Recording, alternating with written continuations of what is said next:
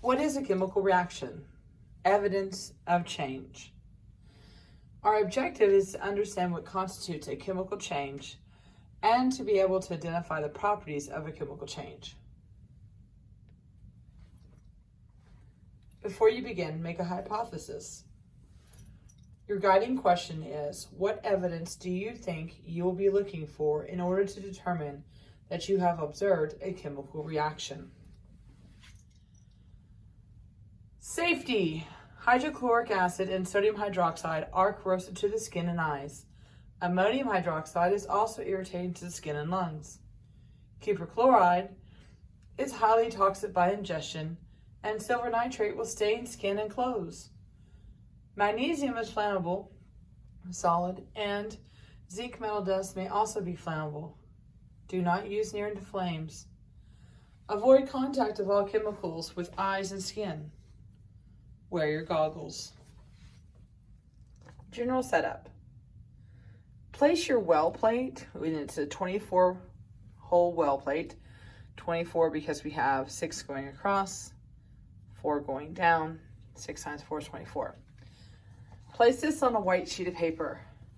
Now, one trick as you're doing this, since you have it on a white sheet of paper, you can now record what you're putting on each. So for this whole entire roll, I'm going to be using hydrochloric acid. And so I can make a note there, especially if I'm taking pictures of my results so I know what it was. So before we begin, let's make sure that we understand what we're doing. So we are going to be putting together different solutions and different solids, and we're looking at what happens in the reaction. Now, if we have enough of the electronic probes for a thermometer, we'll use those. If not, we'll have to use the old style thermometer. But every time that we put a solution together, we're going to want to take a temperature reading.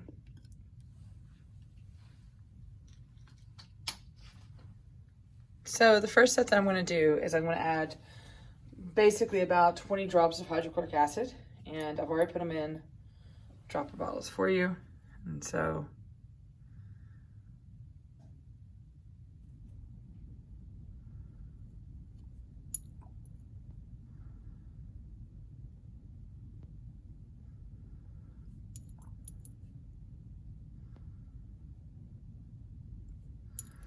and repeat for all the rows.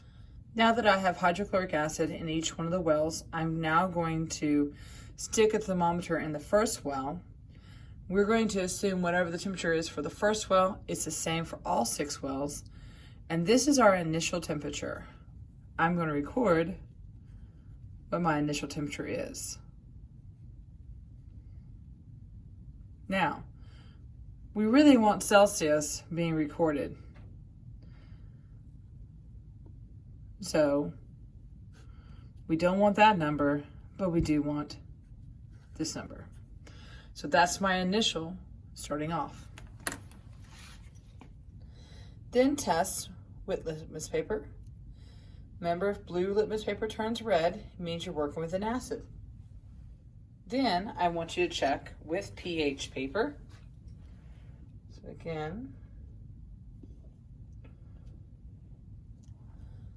and we compare the number back and we record that. Then we're going to place a few drops of universal indicator into the first well.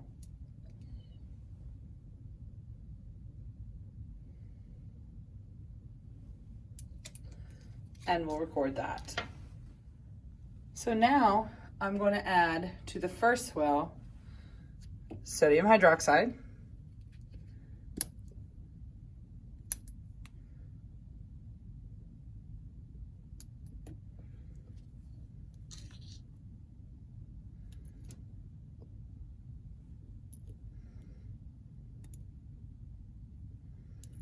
it says add approximately 1 milliliter, which is about 20 drops again. And while you're doing this, measure your temperature.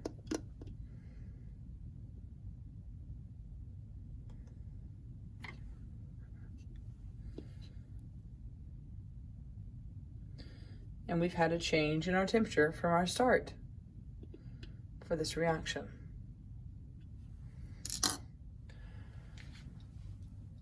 Now, the instructions say make sure you observe there's a color change, let it sit for about a minute, and then retest with your litmus paper and your pH paper and record your results.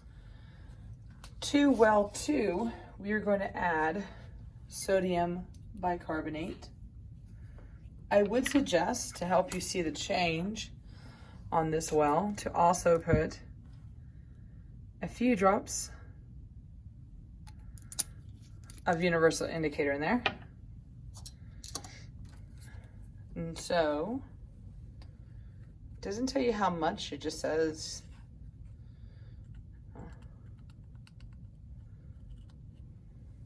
good amount.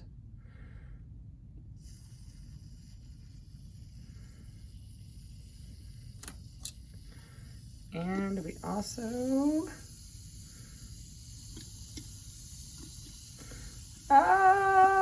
yay! All right, awesome.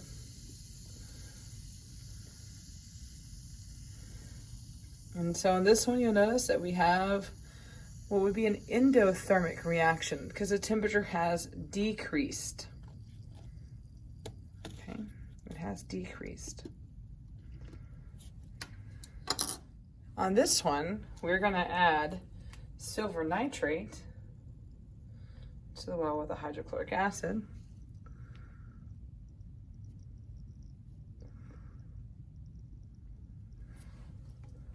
And again,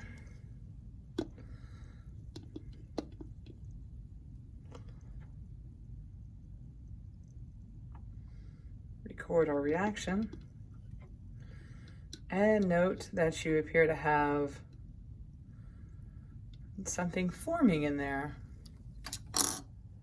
So we're now to our 4th well, and we're going to add a piece of zinc to the hydrochloric acid, and we have a reaction. We have some bubbles, looks like, and we're noting our temperature change as well.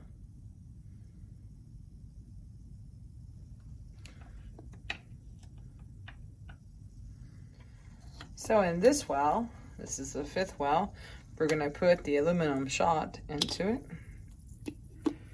And again, record our temperature. And watch to see what happens.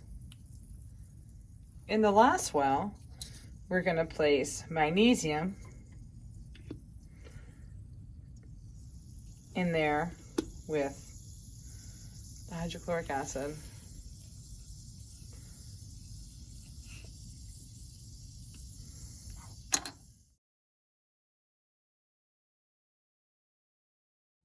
So this time around, we're going to repeat with copper chloride, and we're going to place copper chloride into each of the wells. I'm going to skip this row here. I'm going to go right here.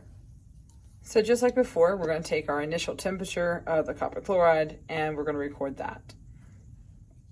So in the first well, we're going to place our aluminum.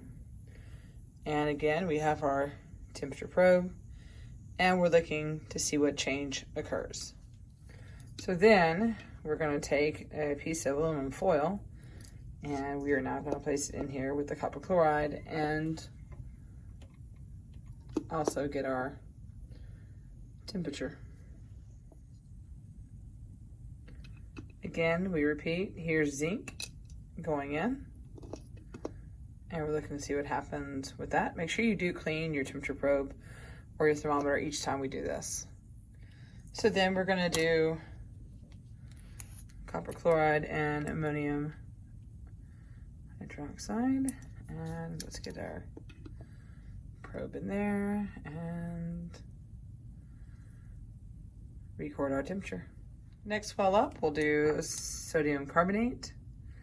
Put a few drops in there, and looks almost like there's a sludge in there. Last one up is silver nitrate. And Looking at our temperature change.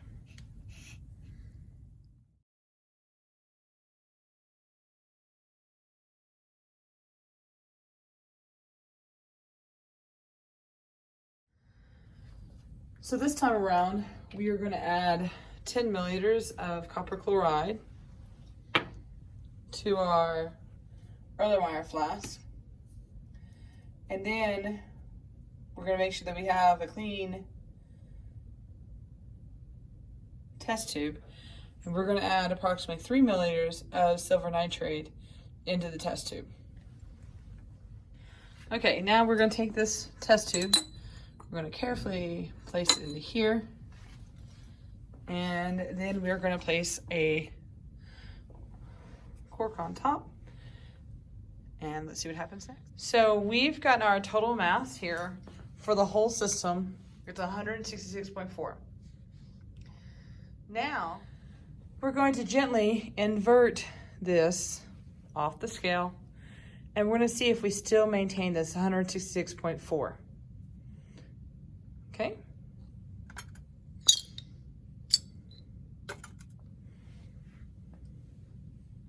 I have a product, and I still maintain my mass. Boom!